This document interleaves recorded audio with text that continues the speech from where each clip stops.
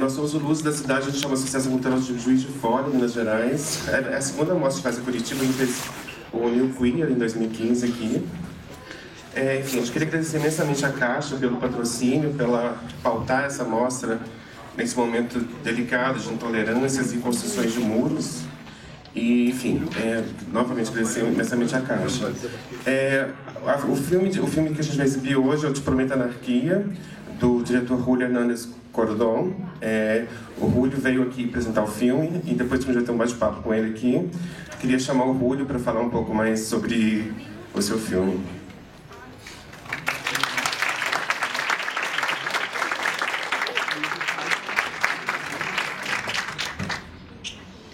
Tú me traduces.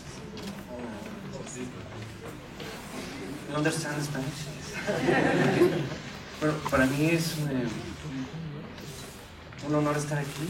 Nunca había estado en Brasil, entonces para mí todo es como nuevo y me gusta la sensación. Sé que por aquí, la película está inspirada en mi hermano, y sé que por aquí hay un amigo de mi hermano de la universidad de Nicaragua. Gracias por venir. La película se llama Te Prometo Anarquía, y suelo aclarar esto porque luego en el debate me preguntan. No tiene nada que ver con la anarquía política de España y Francia, sino más bien el título está inspirado en un blog de poesía de un guatemalteco que vive en Madrid. Y eso es una historia de amor de chicos que participan.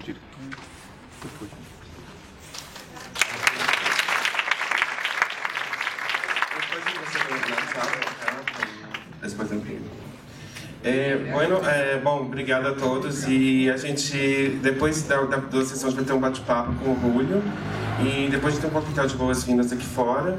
Lembrando também, na sexta-feira, às 7h30, a gente tem um debate aqui sobre o tema com o Matheus Najimi, que é o curador, o Rafael Urban, que é cineasta e professor aqui de Curitiba, e o Julio também, na sexta-feira.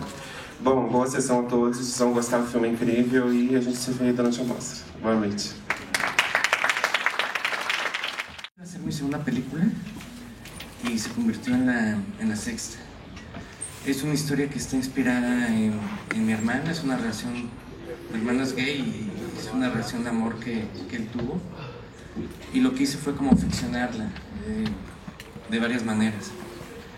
Y bueno, en ese momento yo residí en Guatemala e intenté hacer la película en Guatemala, y fue imposible debido al presupuesto y porque estuve con los chicos que patinan, y Guatemala es un país mucho más conservador, y me dijeron que iba a ser imposible que ellos le agarraran la mano a otro chico, menos acariciarse, besarse y todo esto. Entonces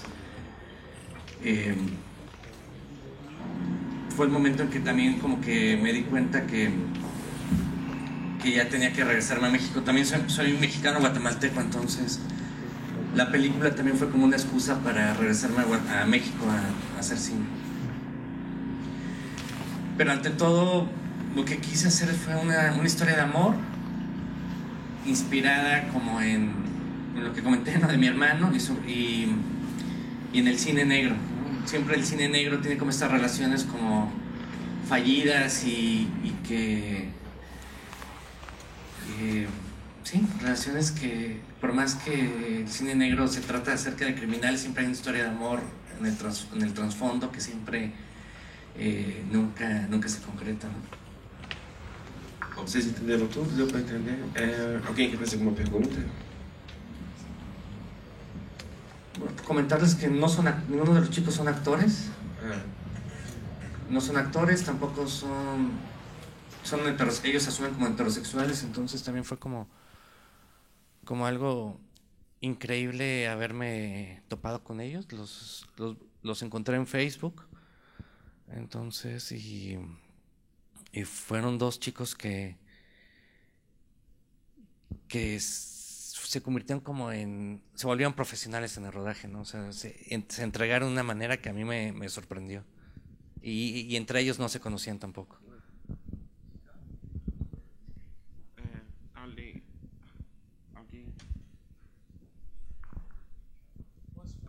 Pode, cadê o microfone? Só um minutinho. Só que a gente tá gravando.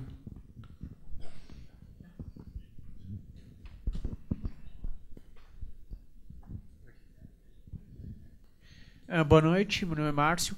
Eu queria que o diretor explicasse, eu não entendi muito bem a sequência da trama do mercado de sangue. Eu não sei se isso existe de fato no México, como que funciona isso, qual é o objetivo, porque aqui no Brasil é uma realidade muito, muito distante. Eu nem sabia que existia algo parecido com isso. Obrigado. Sí, lo del mercado de sangre. Sí, sí. Eso es algo que inventé, que ficcioné. Originalmente, bueno, ya mi hermano está de acuerdo que hable de ciertas cosas, entonces ya no hay tanto problema. Mi hermano trabajó en un proyecto de UNICEF en Guatemala con líderes comunitarios y resultó que estos líderes comunitarios más bien eran pandilleros, ¿no? Y se enamoró de uno de ellos. Y uno de estos chicos se dedicaba, estaba como metido en la policía y su trabajo era sacar la droga que decomisaban por pequeñas cantidades y además, y además estaba como metiendo otras cosas. Entonces, en un inicio de la película, los chicos iban a traficar con cocaína, pero como en el segundo tratamiento del guión me pareció como un lugar común lo de la droga y lo de la cocaína y no me sentí cómodo con que se dedicaran a eso. Entonces tuve como una crisis creativa con el guión. Lo detuve durante una semana y durante esta semana me dediqué como a pensar en qué podían traficar de manera ilícita. Y no sé, por azares del destino escribí sangre en el Google y le di Enter y me empezó a aparecer que en México traficaban sangre, ¿no? Y había tráfico de sangre y de manera ilegal. En México está prohibida la venta de sangre. Y cuando leí esto, coincidió con varias notas sobre los narcotraficantes en México que habían incautado una camioneta civil que estaba acondicionada como ambulancia, ¿no? Para los combates que ellos tienen y ahí meten a sus heridos.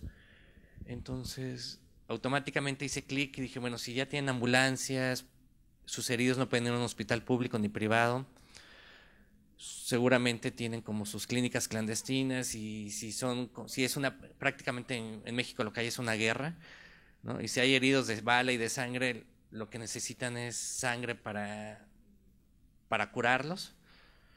Entonces me pareció como real que se dediquen a comprar sangre para sus heridos. Pero no solo eso, sino también ya están traficando con órganos, con médulas, con riñones. Entonces sentí que a una persona le podían sacar mucho provecho, ¿no? Y así se me ocurrió lo de la sangre. O sea, no es que haya un documento donde se diga que están como comprando sangre, pero bueno, así se me ocurrió. Alguém mais quer fazer pergunta? Bom, vou fazer então. Essa é a sua sexta película, então. Su sexto largo? Sí, mi sexto. Sí. ¿Cómo hay semejanzas entre ellos? No, las películas anteriores las realicé en Guatemala. Son películas como muy chiquitas, muy guerrilleras o muy austeras. Que, por ejemplo, en Guatemala hice películas con $100,000, $20,000, $3,000. Esta película costó más de $500,000, entonces no tiene nada que ver con las anteriores, sobre todo por el tiempo. O sea, las películas anteriores las grabé o las rodé en 2 semanas o en 1 semana. En esta la grabé 6 semanas, entonces me pude dedicar más. Sí, como que tenía más artilugios para narrar. Obviamente, en lo que puede coincidir con las anteriores es que el rodaje está construido de puras improvisaciones, no utilizo el guión. O sea, escribo el guión, me sirve para conseguir dinero y para explicarle al crew la idea que tengo, pero ya en el momento de montar las escenas como trabajo con actores naturales, es como impensable, bueno, para mí es como impensable hacer que se memorice en un parlamento, ¿no? Entonces, prefiero ir construyendo los diálogos con ellos y ir modificando las acciones para que se sienta mucho más natural. Y creo que esa es como la característica que con las películas anteriores, que son improvisaciones, y por la misma razón que son improvisaciones, normalmente son como planos largos, porque es como muy complicado hacer que una improvisación, si corto y hago otra toma, que sean idénticos. Entonces todos los planos que consigo son totalmente diferentes entre sí, y una manera de, no sé, de protegerme es como hacer estos como masters de cierta manera. Y aquí lo que implementé por primera vez es que estoy moviendo la cámara, ¿no? En las otras películas la cámara es muy estática porque como las grabo en 2 semanas o 3, o sea, por cuestión de tiempo no puedo estar cambiando de posición de cámara, porque si no, eso significa que hay que volver a iluminar y todo este tipo de cosas. Y aquí, como también está como muy inspirado como en el cine negro, y el cine negro de los años 50 son puros paneos, o sea, está la cámara y panea la cámara siguiendo al personaje, luego regresa, o se utiliza ese como ese elemento del cine negro y lo puse en mi película, y me dio otra como, sí, le dio otra sensación a la película, se construye visualmente de otra manera, y casi hace que, no sé, para mí es como una sensación de que ubica al espectador como que si estuviera ahí escuchando una conversación de alguien que no conoce, ¿no? Pero está muy cerquita de estas personas. Creo que, bueno, esas serían como las similitudes y las diferencias que hay entre esta película y la anterior. ¿Y cómo fue la preparación de los actores? Porque son muy buenos, no parece que no son no actores. ¿Cómo fue ese proceso de preparación de los actores? Lo que suelo hacer con los no actores es, los escucho, o sea, me voy con ellos previo al rodaje, me voy con ellos a escuchar qué cosas platican, cómo hablan, qué gestos tienen, ese tipo de cosas, y luego les soy muy sincero y les digo, los quiero escuchar porque me voy a robar cosas de ustedes para mis personajes. Entonces, dependiendo de las cosas que me vayan gustando de ellos, los voy metiendo al rodaje, y les digo que no son actores, pero que lo que sí son grandes mentirosos, y que todo el mundo sabe mentir, y me dijeron, sí, a huevo, sí sabemos mentir. Entonces les dije, es eso, ustedes lo que van a hacer en el rodaje es mentir. Los voy a poner en una situación, tú vas a ser Diego, tú Pelucas, vamos a jugar que son estas personas y que venden sangre, pero van a utilizar sus palabras, la manera que se visten para crear estos personajes, y de hecho así fue. Por ejemplo, hay una secuencia que me gusta mucho cuando Johnny le explica a Miguel las diferentes maneras de monear que aprendió en el Metro Puebla, que está la Nike, la Jordan. Eso fue algo que hizo Pelucas. Pelucas es el personaje de Johnny. Él estaba escuchando cómo hablaba con un amigo y le estaba contando que el día anterior en el Metro Puebla le enseñaron a monear la Nike y todo eso. Yo cuando escuché todo esto dije, wow, esto está increíble, esto tiene que estar en la película, y lo metí. Sí. Sí. Así, tal cual. Ah, aqui o microfone, aqui. Só um minutinho.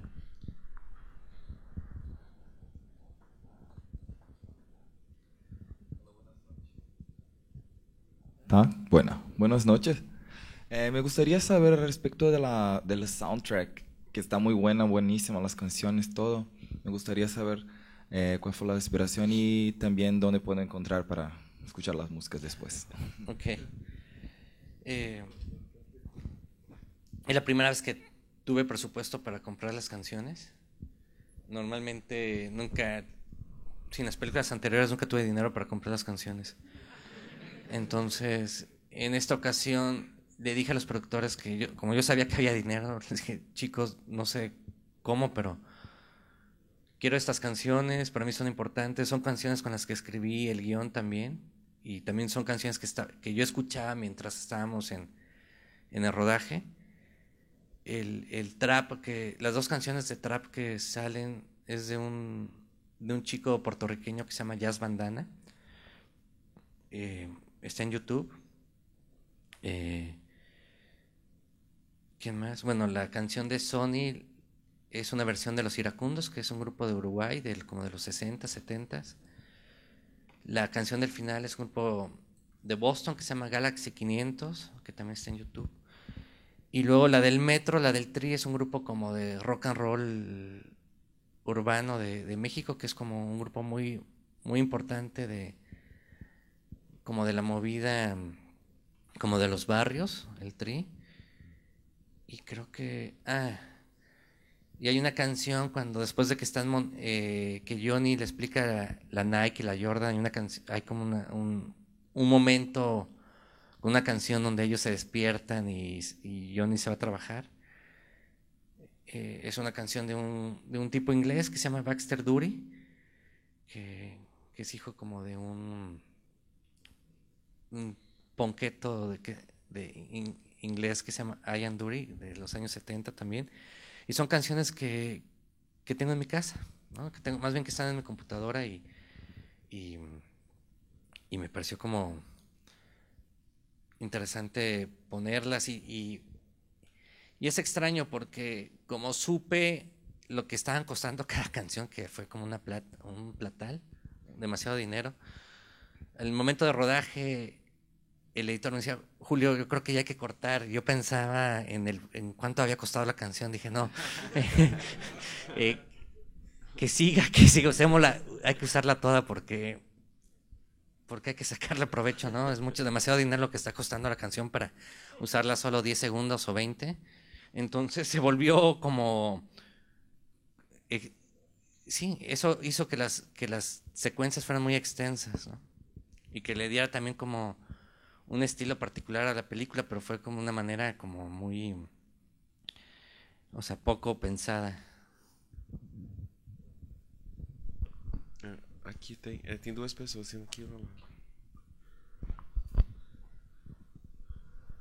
Hola, buenas noches, soy paisana de Guadalajara.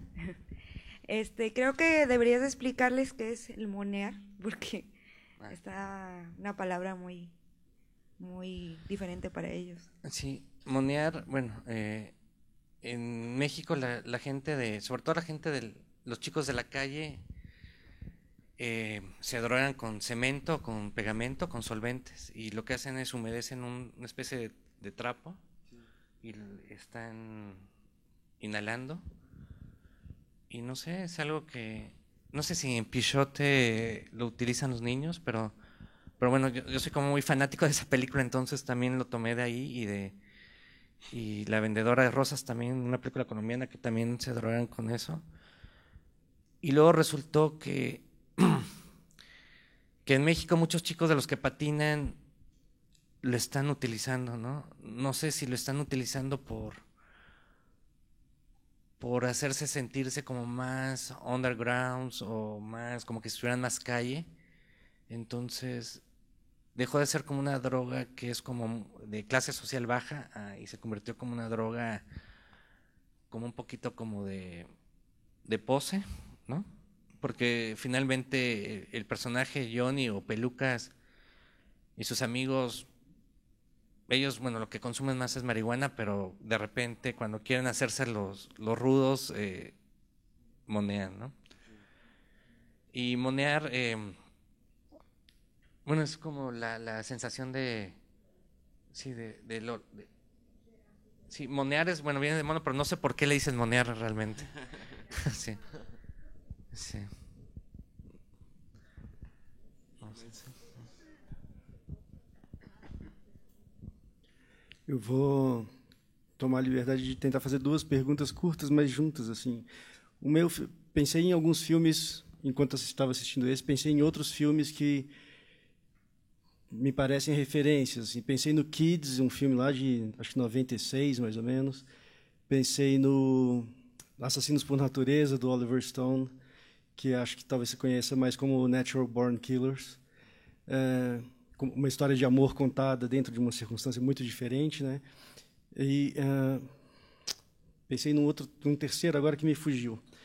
Mas queria te perguntar um pouco isso. Como é que você percebe seu filme conversando com esses ou se diferenciando desses, né? Se afastando desses?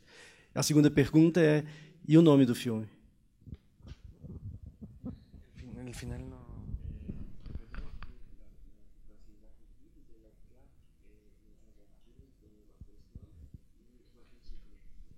Ok. Sí. Desculpe, lembrei do terceiro filme que eu me lembrei, é um mexicano que é Y Tu Mamá También. Ok. Sí, no, pues obviamente como cualquier cinéfilo he visto las películas de Larry Clark y de Harmony Korine. Me gustan y también he visto las de Gus Van Sant, que siempre me comentan de Gus Van Sant. Pero, o sea, sí entiendo como la referencia. Siento que a veces hay como pocas películas de gente que patina, entonces de repente por eso ubican o entrelazan la película con ellas. Para mí hay dos películas, para mí más bien hay dos referencias como más cercanas. Y una es una película como que muy, como de culto para mí, que es Los Olvidados, de Luis Buñuel, ¿no? Que es como esta pandilla de chicos de un barrio bajo en México, ¿no? Que entre juego y entre no se sabe si están jugando a ser malos o son, qué tan malos son o qué sé yo, y a la vez son sumamente humanos y como que se cuidan entre ellos. Y la otra hay una película gringa que es como muy independiente, que se llama Graffiti Artist, que es de James Bolton, que es un chico que es grafitero y es una película de un chico que se enamora de otro skate. Y esa última me gusta, creo que la siento mucho más como referencia porque cuando yo vi esa película, cuando estaba estudiando cine, es como del 2005, 2004 creo, lo que me sorprendió es que alguien en Estados Unidos hizo una película con $30,000 con una camarita muy pequeña, ¿no? Y pensé, si en Estados Unidos tienen esa capacidad de hacer películas de bajo presupuesto en el país más rico del mundo, yo no tengo ninguna excusa para no hacerlas en Guatemala, ¿no? Entonces, y obviamente pues, no sé, toda la estética skater. Yo no patino, pero todos mis amigos patinaban en la adolescencia, entonces conviví con ellos, estuve con ellos en las esquinas, los acompañaba. No sé, en ese momento viví en Costa Rica, entonces, y también las peleas más violentas que vi fueron peleas de patinetos que se reventaban la patineta en la cabeza. Pero no solo era, y luego poco a poco fui entendiendo que la patineta no solo es el deporte, sino también como ha influenciado la manera de vestir, la música, los gráficos, muchas cosas. Entonces, no sé, siento que hacer una película de gente que patina también tiene que ver conmigo, con el tipo de música que escucho, o el tipo de ropa que me gusta, o los amigos que tengo. Y también, eso se me olvidó comentar, quise hacer una película que homenajea a la Ciudad de México, ¿no? O sea, que me homenajea los espacios y las calles en las que yo transito, en las que yo camino. Entonces, cuando estaba escribiendo el guión, ya cuando lo estaba trasladando a la Ciudad de México, no entendía cómo podía hacer que mis personajes se la pasaran en la calle. O sea, dije, pero ¿cómo puedo hacer que mis personajes se la pasen en la calle y poder ver los muros y las calles de la Ciudad de México? Pero además, que se vea orgánico, que se sienta natural que están en la calle por algo. Y al caminar en la Ciudad de México, en cualquier ciudad, entendí que la única gente que camina, disfruta la ciudad y se la apropia es la gente que anda en bicicleta o en patineta, ¿no? Que no lo hace por una razón económica como los vendedores ambulantes, sino la recorren. Y cuando me junté con estos chicos eran como caminatas de 4 o 5 horas, ¿no? De salir con ellos a ir a sus spots no sé, nos juntamos a las 11 y era de regresar a las 6 de la tarde y se la pasaban como en la calle, disfrutando la calle, apropiándosela y me pareció como muy lindo que fueran, sí, que fueran patinetos mis personajes, ¿no? Por este vínculo con la calle. Y poco a poco también fui como descubriendo como pequeñas metáforas que yo sé que no son como muy evidentes o claras, pero para mí mis personajes son vampiros humanos. Entonces el hecho de que anduvieran en patineta a mí me da la sensación que están como flotando por la ciudad, ¿no? Que son como normalmente retratan las películas a los vampiros, ¿no? Y de hecho la película está grabada, o sea, también fue una como discusión que tuve con los patinetos, que les dije, bueno, es una película de patinetas, pero no se van a ver los trucos, o sea, no me interesa ver la tabla, sino más bien me interesa sentirlos que están como flotando por la ciudad, ¿no? Y muy pocas ocasiones se ve la tabla, y de hecho, y se ven muy pocos trucos, entonces también les dije, para mí mejor si los trucos son fallidos, porque eso es como lo real, ¿no? O sea, en los videos de patinetas cuando queda un truco bien es porque lo intentaron 20 veces y no tenía el tiempo para eso en el rodaje, que intentaran 20 veces un truco, ¿no? Porque si no la película iba a durar 3 meses. Eso, y no sé, lo de Harmony Korine, pues visualmente me gustan varias cosas, pero igual de Gus Van Sant y Larry Clark, pero más bien creo que ellos son, más bien creo que algunas películas de Gus Van Sant y de Larry Clark vienen como del neorrealismo italiano, que están trabajando con, no actores, con gente real en la calle, como sacando la cámara de los foros, y me siento más cercano al neorrealismo italiano que a ellos, ¿no? Y también, bueno, es que es como muy complicado grabar las patinetas, creo que hay muy pocas opciones para grabarlos, ¿no? Y ya cuando una película está hecha, obviamente se vuelve referencia, pero no es porque uno quiera como homenajearlos, sino porque no hay otra manera de grabar esos traslados de patinetas. No sé si me explico. ¿Sí? ¿Perdón? El nombre. En un inicio la película se llamó Hombre Herido, ¿no? Y me topé en el internet con una revista de poesía que se llama Te Prometo Anarquía, y que por suerte es un guatemalteco que vive en España. Y cuando escuché el título, obviamente me quedé como enamorado del título, y le escribí y le dije, bueno, estoy haciendo esta película, le mandé el guión, me gustaría usar el nombre de tu revista, ¿me das permiso? Y me dijo que sí. Y sé que mucha gente, o sea, ya cuando empecé a poner, cuando ya le puse el título de Te Prometo Anarquía y se lo comentaba a los amigos o a los colegas, notaba que se les iluminaba la cara, ¿no? Que era como el título, que es como el mejor título que he tenido en mi vida, ¿no? Y también eso no sé si va a ser como un castigo, porque sé que nunca voy a superar ese título con las siguientes. Pero sentí que ese título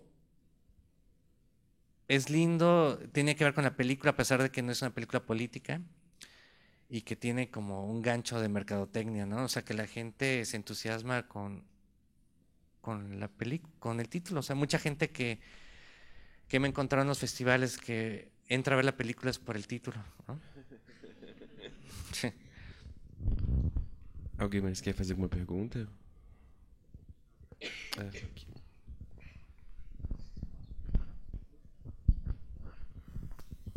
Boa noite. Eu quero saber por que você deixou...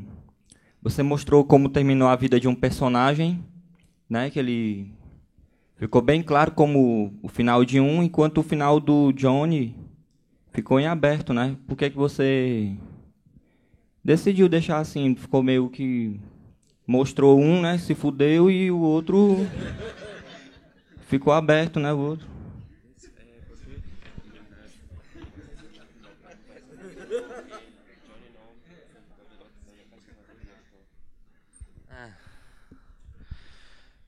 porque siento que así es la vida. ¿Sí? Sí, siento que a veces eso peca en las películas, que quieren explicar todo, y a veces creo que en la vida no sabemos qué va a pasar mañana, ¿no? Y hay muchas cosas que no entendemos, y también por eso en la película nunca se sabe qué pasó con la gente que desapareció. Y en un momento pensé, creo que es mejor que no se sepa, porque cualquier cosa que ponga va a quedar corta con la realidad, ¿no? Y creo que eso también es una película sobre los desaparecidos, que es lo peor que le puede pasar a la gente, que te desaparezcan a alguien y que no sepas, no tengas ni idea qué le pasó, y los estás esperando por años. Y creo que eso es lo que está pasando en México, ¿no? Que mucha gente se le están desapareciendo a los familiares y no saben nada, no saben si están muertos o no, y esa duda les ocasiona como una pesadilla diaria, ¿no? Entonces, de eso va la película. Y también va como dije al inicio, es una película de amor. Y por lo menos en mi caso, cuando me he enamorado y me han roto el corazón, esta persona está en mi cabeza las 24 horas a pesar de la distancia, ¿no? Entonces el final es, no sé, es como medio malo explicar un final, pero bueno. Un chico que está lejos y que tiene en la cabeza a esta persona y que no le sale de la cabeza, y prácticamente a pesar de la distancia y todo, la persona que extraña convive con él cada segundo, ¿no? Y eso no solo, y creo que ese es el peor castigo cuando alguien se separa, ¿no? Que la persona te acompañe sin estar físicamente. Y creo que bueno, que así son las historias de amor, ¿no? Alguém mais quer perguntar? Olha, mais um. Me chamou bastante atenção a cena em que os amigos do Miguel e ele, né, estão reunidos e um deles declama um poema. E eu queria saber se é um texto que foi improvisado, ou foi escrito por você, ou tirado de algum lugar. É isso. No, este chico se llama Ashauri López. Es un poeta mexicano joven. Y no solo es poeta, sino es tuitero, es Twitter-star, o sea, tiene como 60,000 seguidores o más. Y es un pequeño homenaje a alguien que admiro, ¿no? Que me gusta como su literatura o sus textos.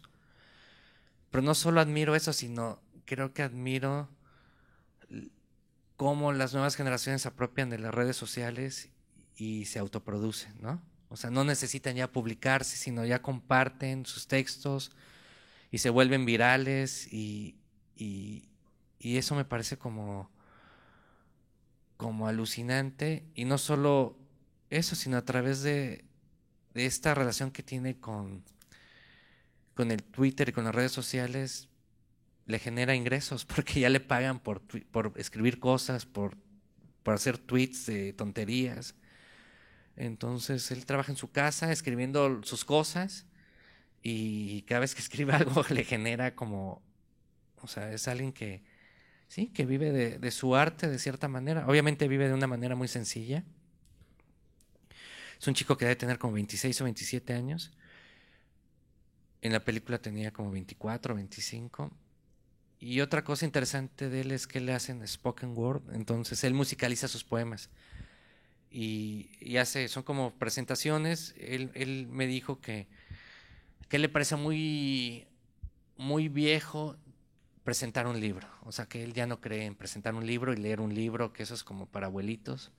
Entonces él lo que hace es, se aprende sus poemas y pone música y los rapea, ¿no?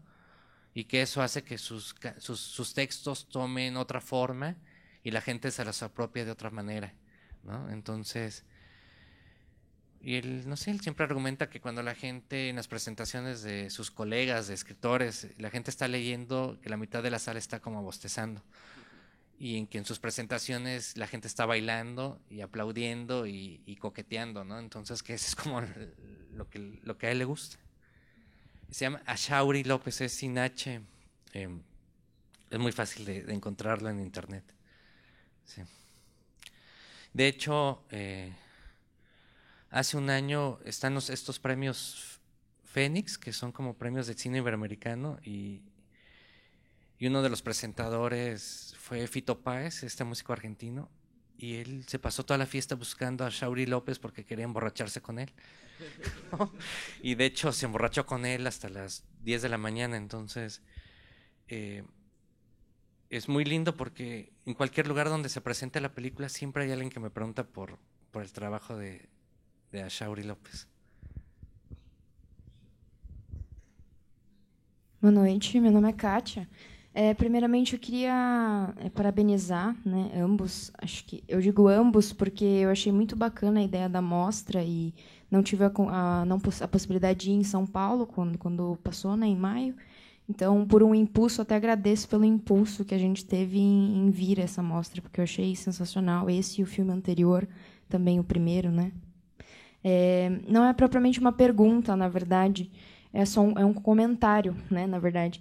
Eu achei muito interessante a forma como você, né, retratou você, enfim, toda a sua equipe retrataram a questão da homossexualidade e da bissexualidade, né, dentro desse filme. E eu acho que a forma como você trabalhou com essa questão, né, o caso de amor, né, a afetividade, né, de uma forma tão boa, tão bonita e tão leve, e diante de um contexto que não envolvia só essa situação, isso não, a homossexualidade e a bissexualidade não foram foco, né, mas era um elemento natural, como deve ser tratado, né, pelo menos na minha visão. Então, eu achei muito bacana a forma como você tratou isso, e eu acho que é muito... E vejo a importância de você, enquanto um cineasta, tratar sobre essas questões, e, enfim, no seu caso, tem uma influência do teu irmão, né? Mas, enfim, achei muito bacana isso. Então, só queria fazer esse comentário e pontuar ele.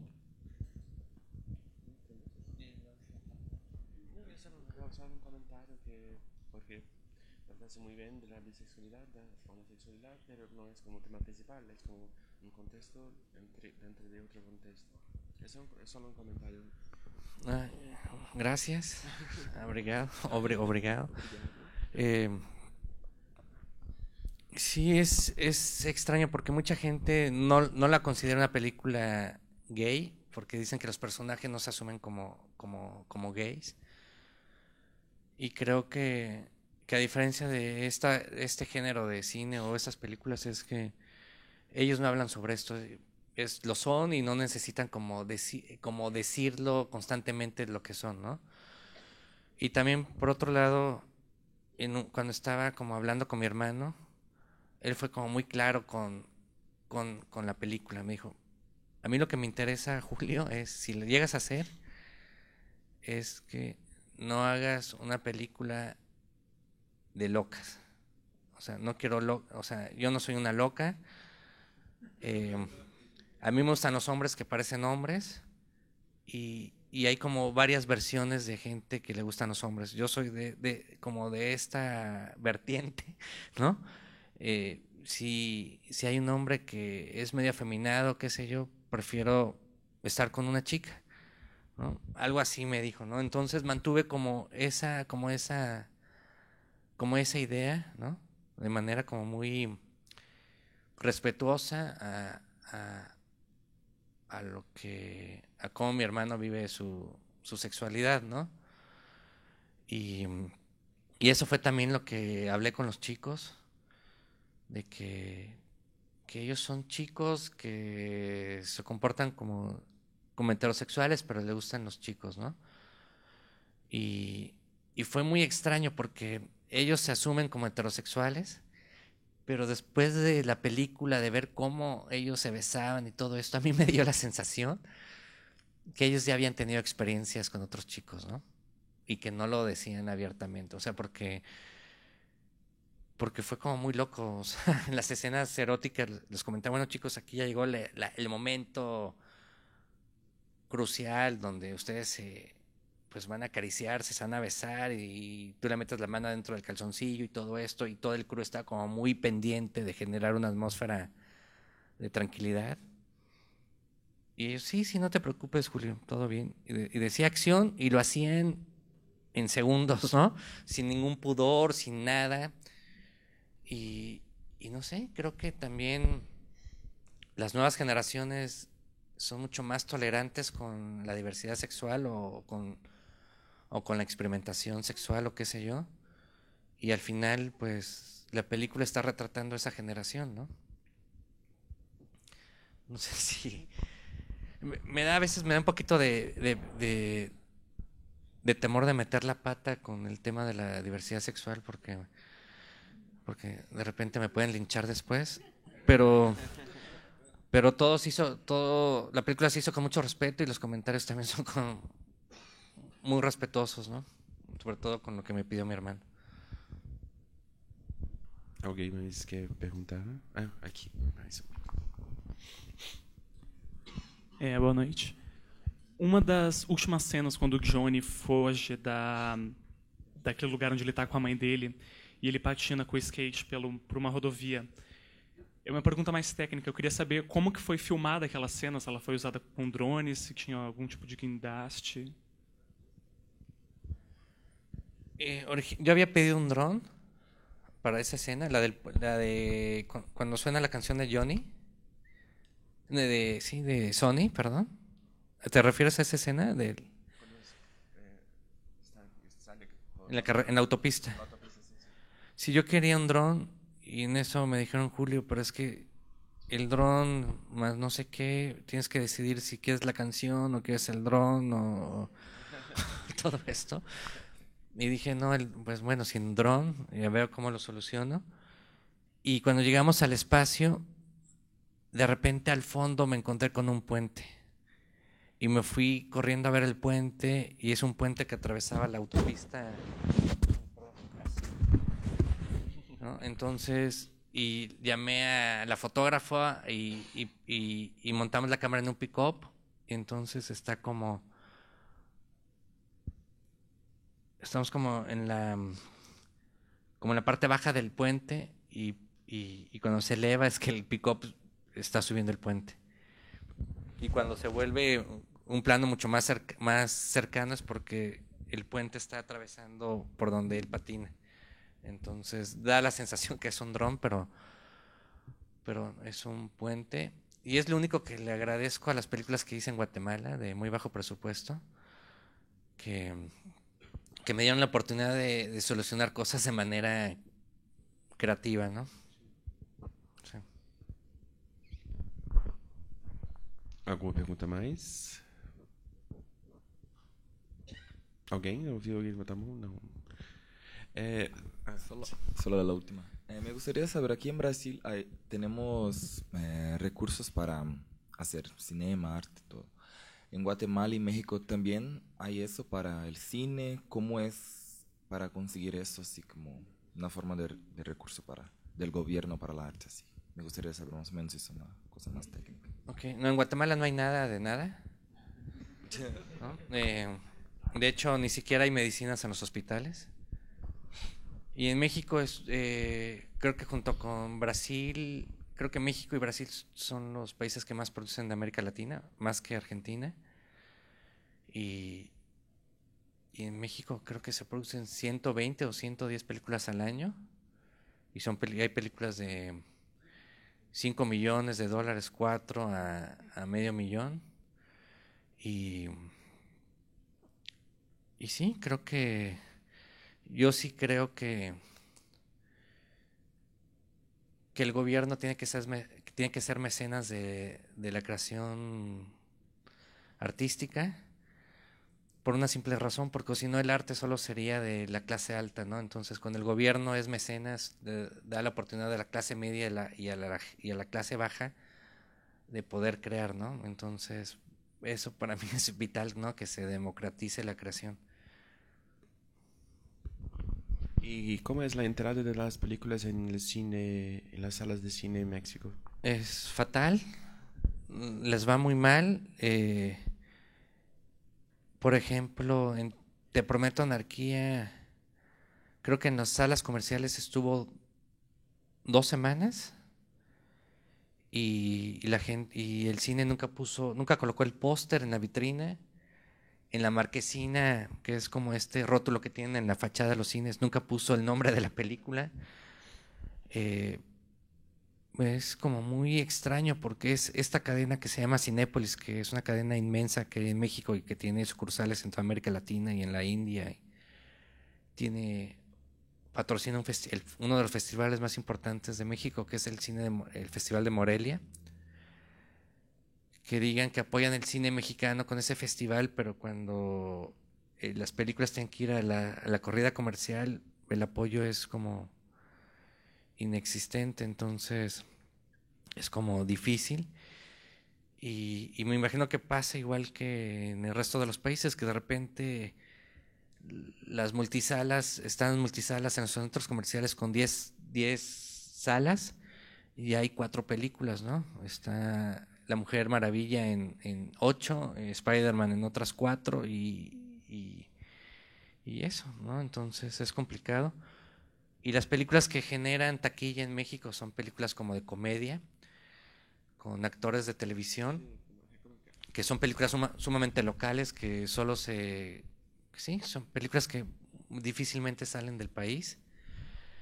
Y ahorita hay como una polémica, no polémica, sino un desencuentro entre la gente que hace cine industrial y la gente que hace como cine de autor o de arte, que se están peleando, que los de cine de arte están como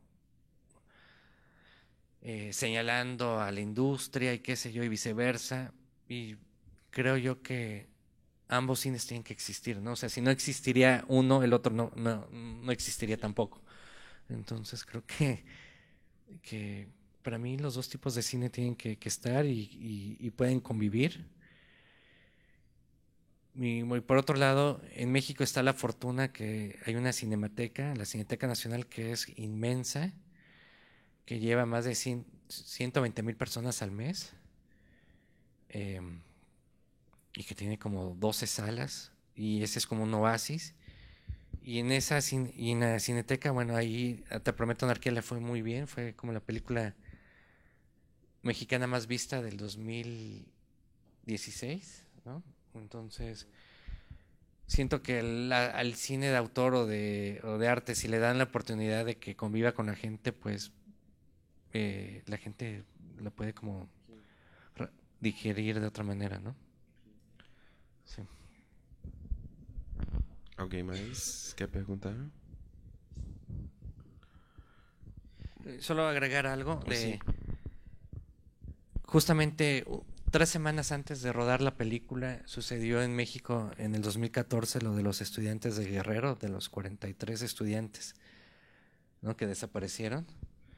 Y fue como muy loco saber que ya en la película, en el guión, yo había escrito que desaparecían 50 personas y que de repente en la vida real en México desaparecieron 43 estudiantes. Fue como una coincidencia, no fue que me inspiré en eso, sino más bien sucedió. Pero lo más triste de todo esto, que en la búsqueda de estos estudiantes en Guerrero y en el resto del país encontraron fosas con osamentas con cuerpos de más gente, osamentas de 70, 80 personas, y nadie dijo de dónde aparecieron estas 70 o más personas que acaban de encontrar, ¿no? Entonces, pues no sé, México de cierta manera es como un cementerio clandestino muy, muy grande, ¿no? Bueno, ¿y tu próxima película que estás produciendo ahora? ¿Cómo es? ¿Puedes hablar un poquito? Sí, claro. Bueno, el año pasado hice una película en Costa Rica en noviembre que se llama Traza y Relámpagos, que es de bikers y que se estrenó en enero en Rotterdam. Y ahora estoy con una película que se llama Cómprame un revólver, donde van a actuar mis 2 hijas. Y es una película que está inspirada en Huckleberry Finn de Mark Twain, en el béisbol, a mí me gusta jugar béisbol, en Mad Max, en La Noche del Cazador, que es otra película que me gusta, y está situada en el presente y tiene que ver también con narcos. A mí me gusta mucho el tema del cine negro, ¿no? Entonces, es eso y se graba en Sonora, que es un estado del norte de México, pegado a Arizona, en Estados Unidos. E bueno, espero que el otro año já esteja terminada. Bom, mais alguém quer perguntar mais alguma coisa? Bom, queria agradecer novamente ao Julio por ter vindo aqui, né, apresentar o filme, conversar o filme com a gente. Agradecer novamente a Caixa pelo patrocínio à mostra. Lembrando, a gente vai até domingo com 3 sessões diárias. Na sexta-feira, às 19h30, a gente tem um debate aqui gratuito com o Matheus Najimi, o curador, o Julio e Rafael Urban, que está ali. Bom, obrigado a todos. A gente tem um coquetel aqui fora, a gente pode continuar conversando aqui um pouco mais. Obrigado, boa noite. Gracias.